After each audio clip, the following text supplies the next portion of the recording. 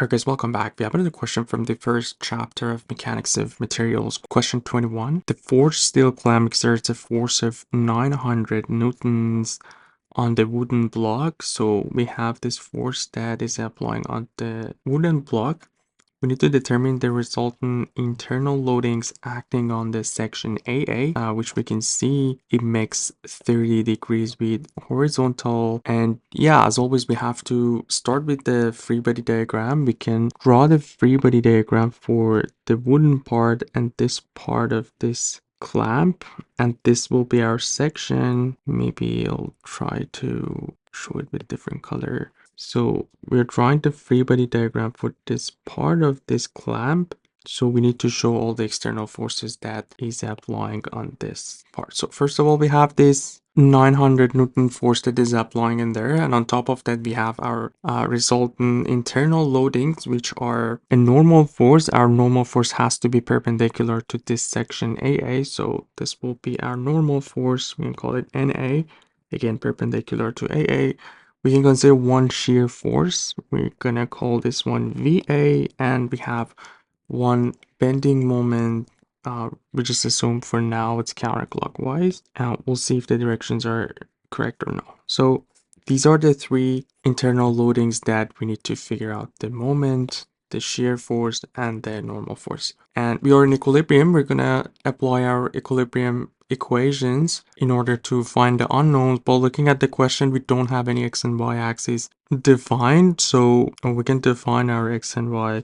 We can just go with a regular x and y that we have, or we can consider this one x. So this will be our x-axis and this will be our y. And what we need to figure out is that we need to figure out this angle here, which it's going to be 30 degrees as well. And I talked about the trick for finding these angles. When you have two angles that each of them is perpendicular to the other one, these two are the same, and it's the same thing in here. So we have this one and we have this one, so this will be perpendicular to this and the other one to that, so these two are the same. So talking about this ones and these two, yeah, it's the same angle. So the rest of this is applying our equilibrium equations. So sum of all forces in x equal 0, and we have VA in that direction, and we have the x component of the F. So the component of F will be this component, so acts along the positive x-axis, so plus 900 sine of 30 degrees, and that's pretty much everything in x direction equals 0. That shows our shearing forces negative 900 sine of 30. Sine of 30, you know, it's 0.5. So it's going to be 450 newtons, and the negative sign shows that the VA is actually in this direction. And next thing, gonna move on to sum of all forces in y equation. So this time we have the y component of F, which is this component. So it acts along positive y-axis, so it's positive. So 900 cosine of 30 degrees this time. We have NA downward, so negative.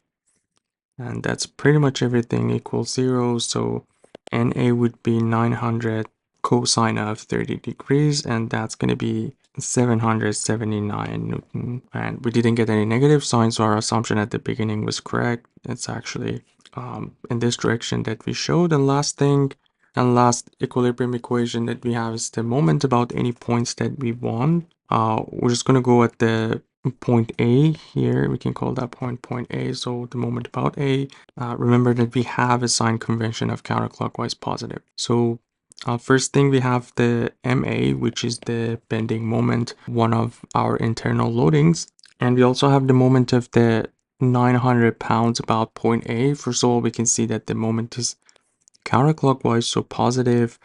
The moment is 900, the force is 900, and the distance that we are looking for is the vertical distance from A to the line of action. So this is going to be our distance, which is 200 millimeters. So we're going to divide it by 1,000 to get it in meters. So 200 divided by 1,000, it's going to be in meters.